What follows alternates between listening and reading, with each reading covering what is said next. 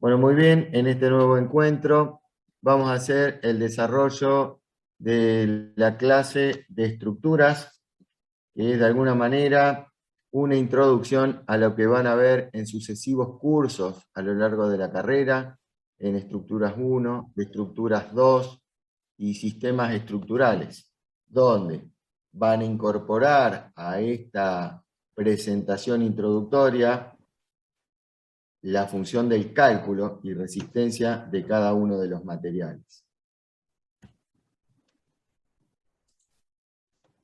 Muy bien. Entonces, estructura es uno de los contenidos con los que empezamos a cerrar el desarrollo teórico de introducción a la tecnología. Y para esto vamos a ver de qué se trata, cuál es la función que tienen las estructuras, cómo concebimos el diseño y construcción de distintas estructuras. Vamos a ver cuál es la concepción de sistema sobre los distintos dispositivos estructurales. Y a modo de presentación, esto ya es suficiente como para pasar a considerar la diversidad de factores que tenemos que tener en cuenta al momento de pensar la estructura de un edificio. Con esto hago referencia a los materiales de los cuales podemos disponer en el mercado para poder construir. Los materiales aptos y resistentes para cada tipo de estructura. Los recursos humanos, o sea, el personal, los operarios que van a tener que manipular esos materiales para construir no solo las estructuras, sino el conjunto de un edificio arquitectónico.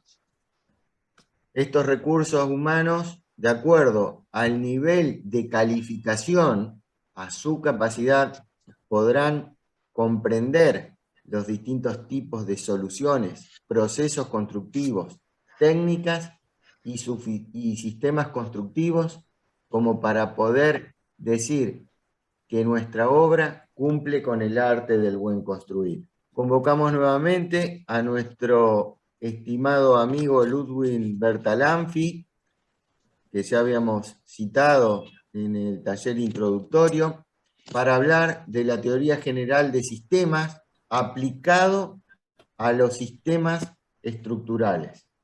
Entonces, como vamos a ver en el desarrollo a continuación, un sistema estructural se compone por un conjunto de elementos que van a estar vinculados entre sí para cumplir una función estructural. El sentido de una estructura es poder establecer en la construcción la inmovilidad espacial, la indeformabilidad del edificio y la durabilidad en el tiempo.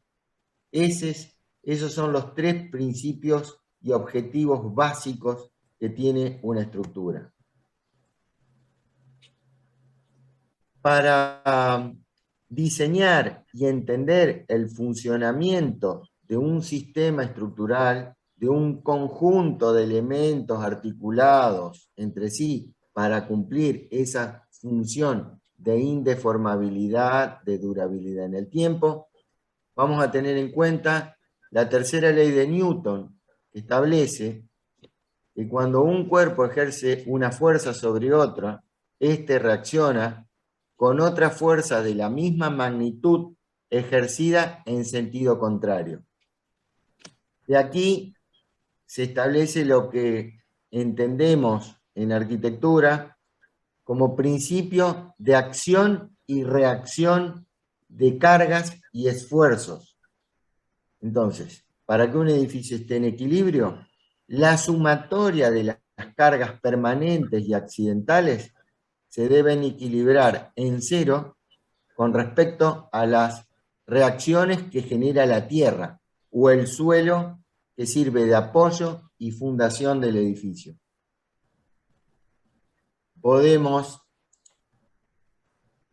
ver en esta animación cómo se da el recorrido de las cargas que pueden ser accidentales o permanentes a través de los distintos componentes estructurales que, como vemos, se pueden disponer de forma horizontal, de forma vertical, y el recorrido de cada una de las cargas. Si, por ejemplo, empezamos en la descripción de lo que es ese elemento estructural que puede constituirse como una viga o una losa, descarga los esfuerzos del peso propio de la estructura y de las cargas accidentales que pueden ser generadas por inclemencias climáticas o por el uso funcional, que puede haber tránsito de personas, muebles o equipamientos dentro del edificio, dan una sumatoria de cargas que es transmitida hacia los apoyos. Esos apoyos reciben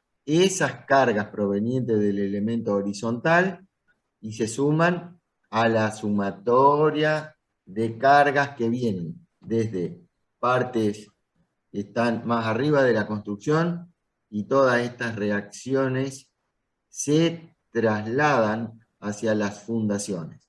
Entonces tenemos una sumatoria de cargas activas que terminan reaccionando en el terreno para dar soporte y equilibrio a ese edificio. Los distintos elementos dentro de una estructura deben soportar esfuerzos de acuerdo a las características de la estructura. Lo que vamos a ver a continuación son los distintos tipos de esfuerzos a los que son sometidos los elementos de componentes de una estructura o componentes de un sistema estructural. Vamos a ver de qué se trata el esfuerzo de compresión, tracción, flexión, torsión, el esfuerzo de corte y el pandeo, que más que un esfuerzo en sí es una resultante cuando se da en una pieza un esfuerzo de compresión y la pieza o el elemento estructural es demasiado esbelto. Cuando hablamos de esfuerzo de compresión, como podemos ver en la animación a la izquierda, tenemos la acción de dos cargas sobre un mismo eje de trabajo y en sentido opuesto y convergente hacia la pieza. Entonces, esto genera como un apretamiento del elemento estructural. A eso lo denominamos esfuerzo de compresión. Si observamos la imagen de la derecha, es el esfuerzo al que está sometido cada una de las columnas que están en el perímetro de la construcción.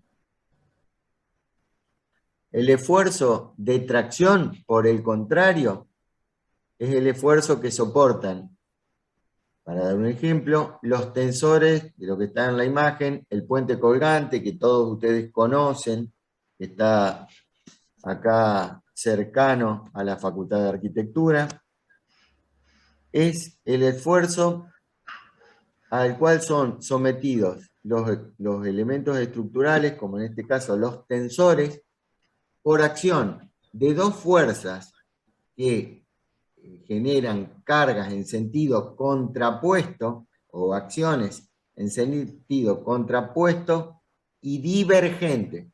El caso anterior eran convergentes hacia la pieza. Ahora el empuje es hacia afuera. El tensor se ve como estirado por este esfuerzo de tracción. La flexión es un esfuerzo compuesto, pero vamos a ver cuál es el origen de este esfuerzo compuesto.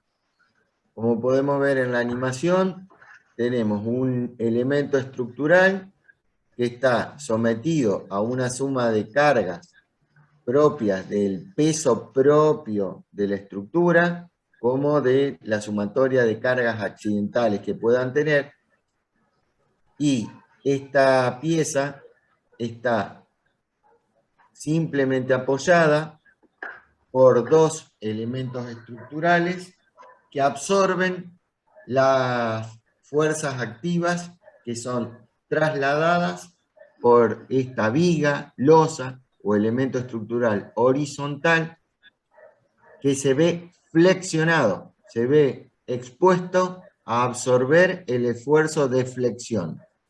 En la imagen que tenemos a la derecha vemos la gran luz que hay entre los apoyos.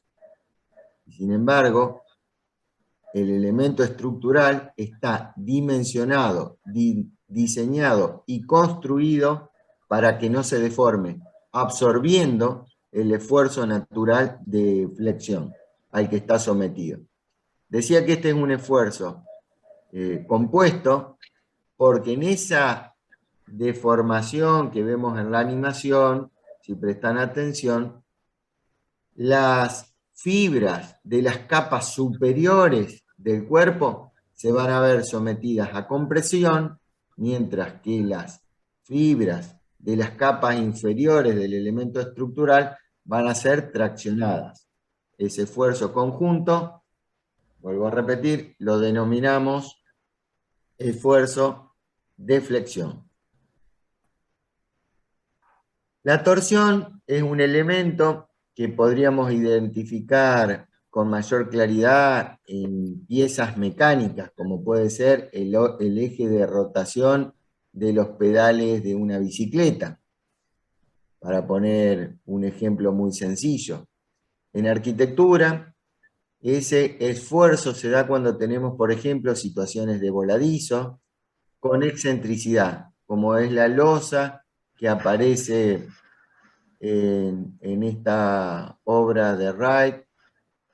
El apoyo excéntrico genera ese esfuerzo de torsión, es una rotación que se da por el principio de acción y reacción desparejo, asimétrico que se da entre las fuerzas activas y los apoyos.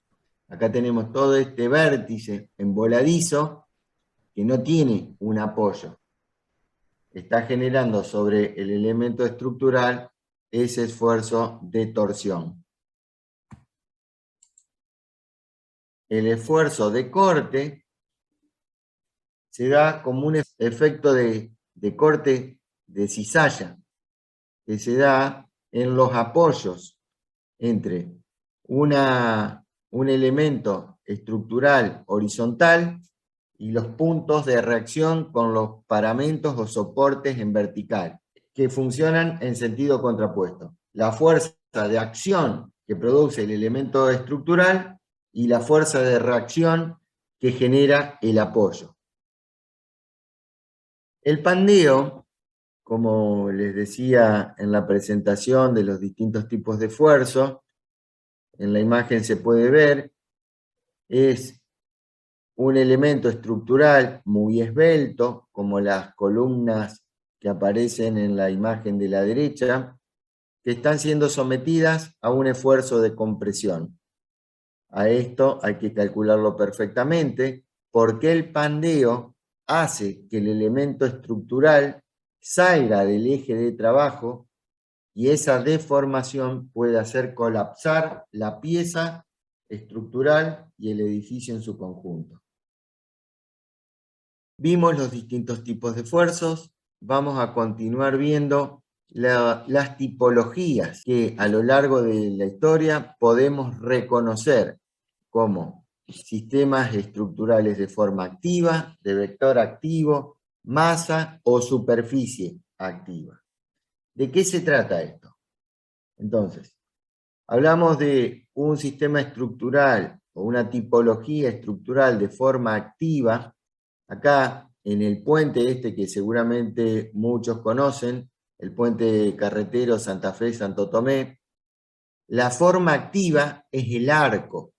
El arco, que históricamente trabajaron griegos y romanos en la antigüedad, es reconceptualizado, ya no es construido acá con piedras naturales, sino esto que estamos viendo en la imagen, es una estructura de hormigón armado que hace que por la forma el arco esté trabajando a la compresión pura. La deformación del arco, que genera empujes normales, está siendo absorbida por el esfuerzo de tracción que está soportando todo el tablero del puente.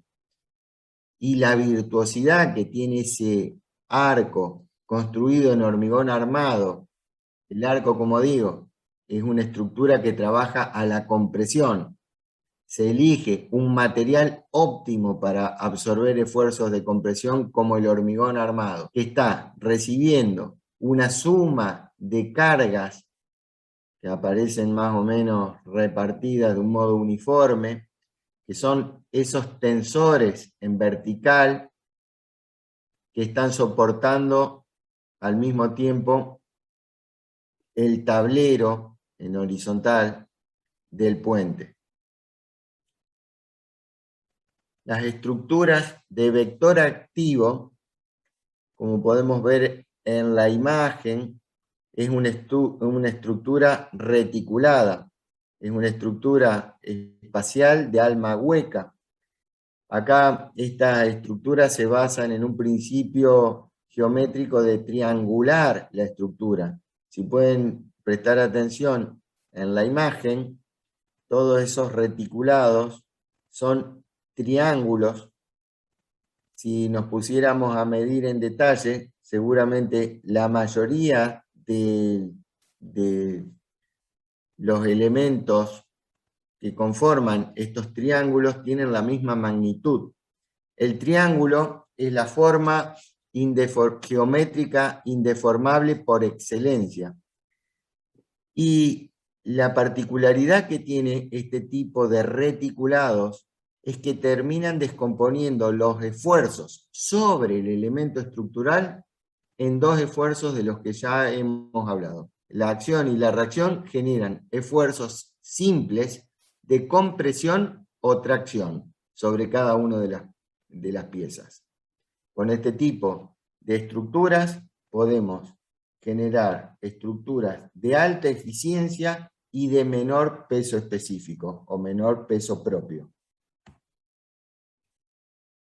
Las estructuras de masa activa, por el contrario de lo que veíamos en el caso anterior, acá no hay alma hueca, acá son estructuras macizas. Lo que le da mayor resistencia es esa masa estructural de alta resistencia. Y tenemos estas estructuras de superficie activa, como la imagen que podemos ver de la ópera de Sydney. Podría comentar que esta obra, en el momento de construcción, tuvo una alta resistencia por la sociedad australiana. Ninguno de los contemporáneos a la construcción de esta obra imaginaba que la obra se constituiría en el símbolo, en el ícono, no solamente de Sydney, sino de Australia. El arquitecto no pudo terminar la obra. Esta obra que vemos en imagen no la pudo terminar su autor por problemas sindicales y por la resistencia social que la cultura de la época tenía para una arquitectura innovadora. Este tipo de estructuras de superficie activas no eran comprendidas, no eran aceptadas. Sin embargo, la obra se terminó, se finalizó y hoy es orgullo de la capital de Australia. Vamos a ver con otra denominación, pero como ya podrán observar luego, hay cierta semejanza entre las tipologías que acabamos de describir con esta nueva clasificación que hacemos como de estructura compacta, de estructuras de armazón y estructuras laminares. Esta clasificación la hacemos conforme a los desarrollos bibliográficos. Lo que tenemos en imagen con la construcción de estas estructuras compactas es la central atómica de Atucha. Esta estructura que podríamos decir de masa activa, perfectamente. Esta estructura compacta, la envolvente y la estructura acá juegan un mismo rol. Consideren que en el centro de este edificio, que no es para habitarlo, sino que en el centro de esta construcción hay un reactor atómico. La masa estructural está diseñada, calculada para evitar una catástrofe atómica. Imagínense que esto está a pocos kilómetros de una de las capitales más pobladas del Cono Sur. La masa compacta de esta estructura está pensada como para soportar la explosión del núcleo. Esta obra fue construida en tiempos donde había hipótesis de conflictos bélicos con países limítrofes y con otras potencias. Así que la bóveda esta de la central de Atucha está calculada para resistir atentados bélicos o terroristas.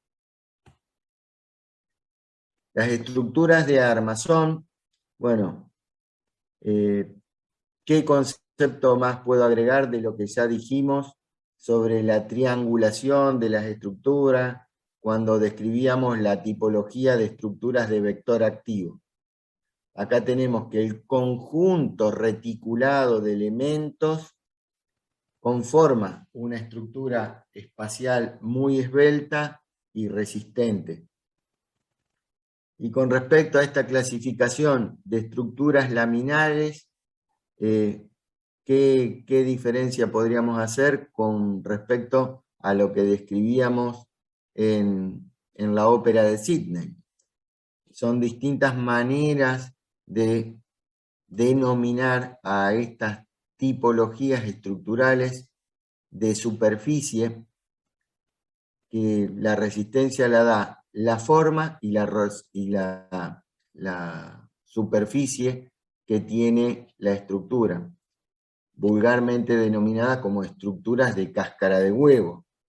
Son estructuras muy delgadas, pero la forma en conjunto con la esbeltez de la superficie disminuye los pesos propios del elemento estructural y le da una alta eficiencia. Vamos a pasar a ver ahora distintos tipos de materiales que utilizamos para el diseño y construcción de estructuras, empezando por las piedras, maderas, metales, compuestos y polímeros reforzados. La piedra es un elemento que se trabaja desde la era de piedra, que utilizamos para construir los primeros corrales. Servían para tener encerrados animales en el origen de las ciudades, cuando el hombre empezó a dejar de ser nómade para hacerse sedentario. De cultivar la tierra podía criar animales para su alimento. Bueno, la piedra, que en el caso que estamos viendo en la imagen superior a la izquierda, el Partenón, está construido plenamente con piedras naturales, y vemos cómo estas piedras a lo largo de más de 2000 años pasaron a convertirse en piedras artificiales, tanto en la conformación de ladrillos cocidos, como la imagen que vemos abajo a la derecha, o como estos bloques curados en autoclave, como los bloques del tipo RETAC que vemos en la imagen superior a la derecha.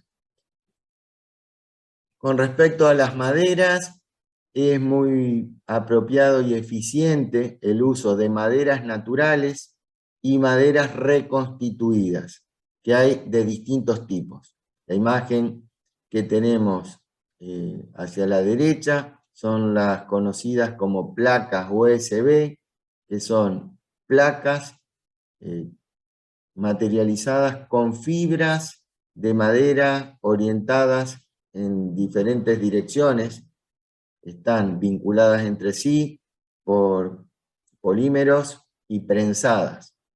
En la imagen del centro tenemos otro tipo de elementos estructurales, como pueden ser columnas y vigas del tipo ecovigas, que se construyen incluso acá en las inmediaciones, se comercializan en el puerto de Santa Fe con el nombre de ecovigas.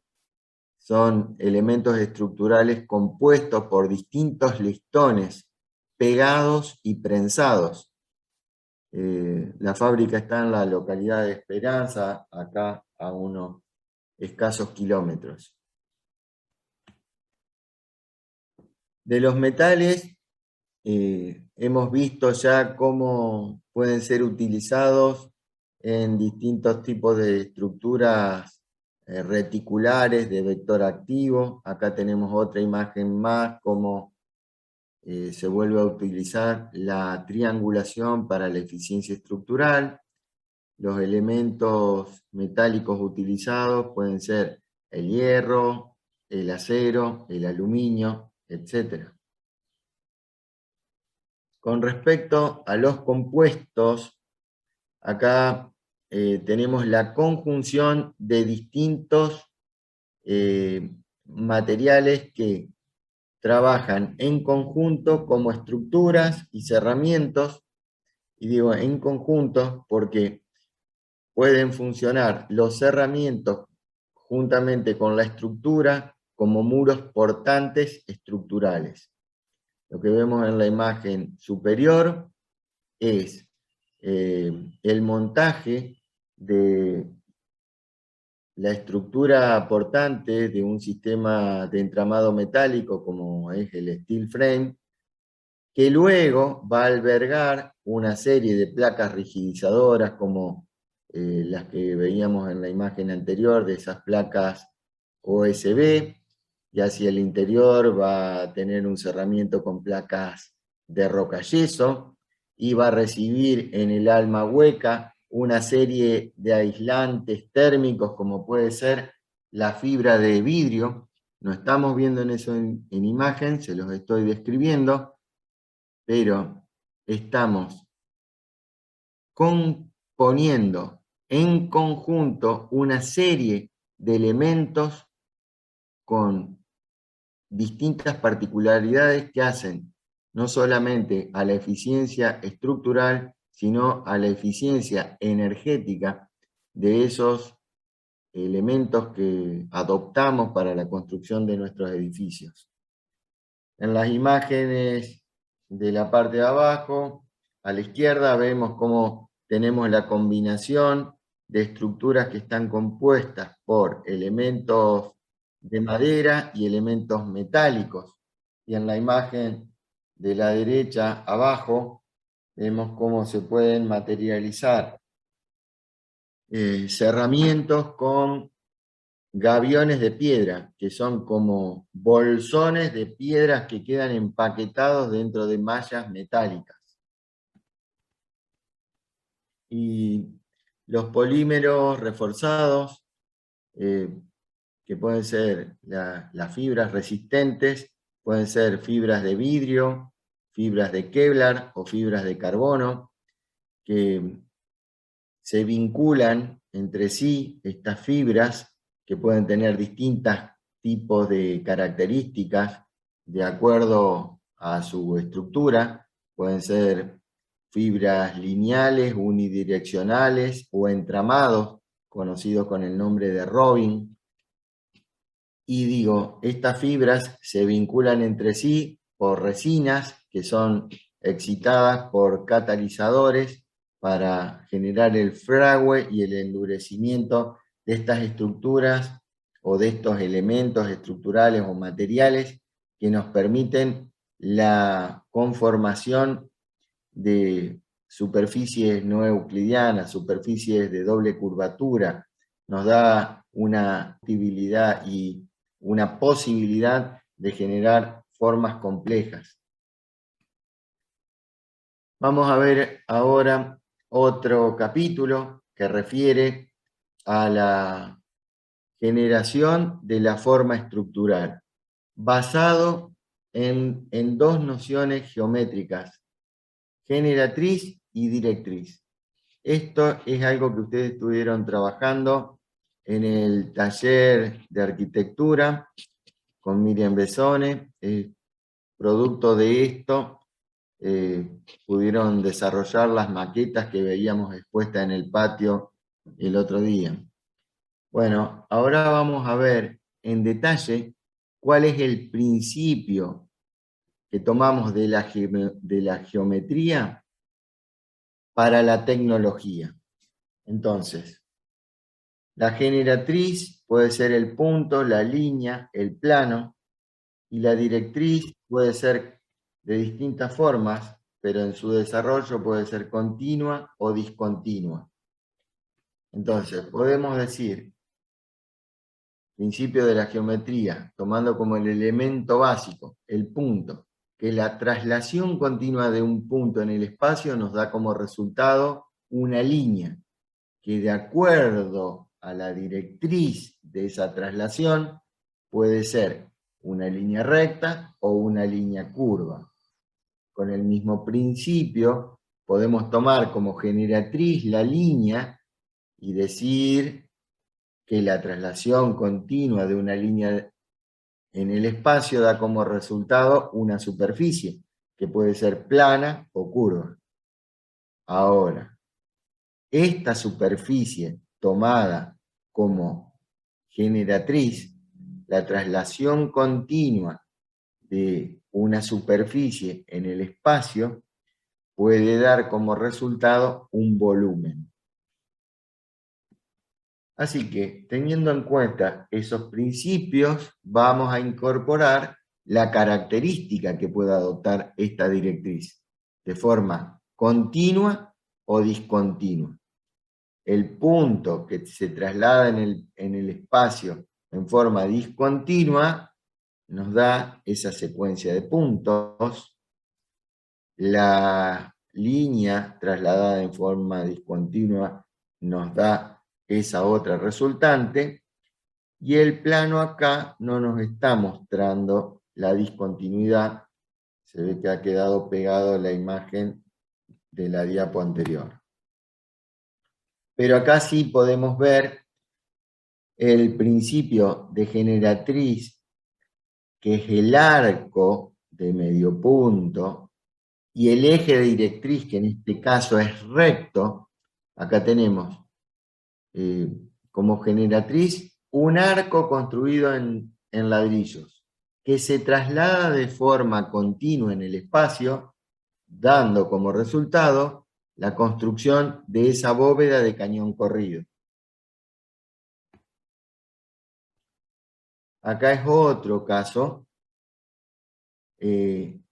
La generatriz es el arco, no es un arco de medio punto, sino un arco de un perfil un tanto más ojival, es un arco quebrado, que acá la directriz gira sobre su centro, gira sobre un eje de rotación, dando como resultado esta cúpula.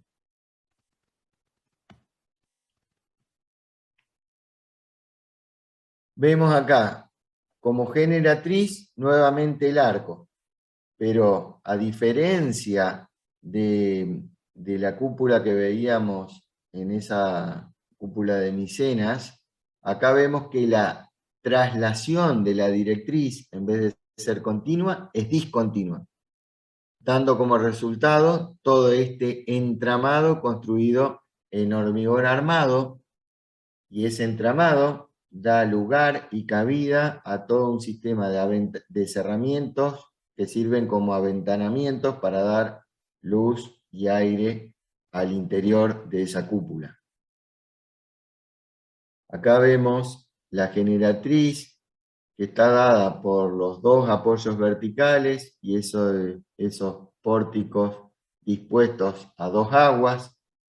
Esa generatriz que se traslada en forma discontinua constituye la estructura principal que da soporte a una estructura secundaria que queda conformada por la disposición longitudinal de todas estas viguetas que aparecen en la parte superior.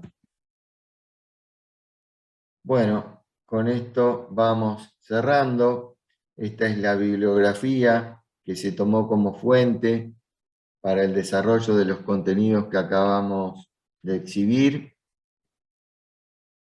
Y con esto cerramos la clase de estructuras del día de hoy. Muchísimas gracias por la atención, por el silencio y el acompañamiento.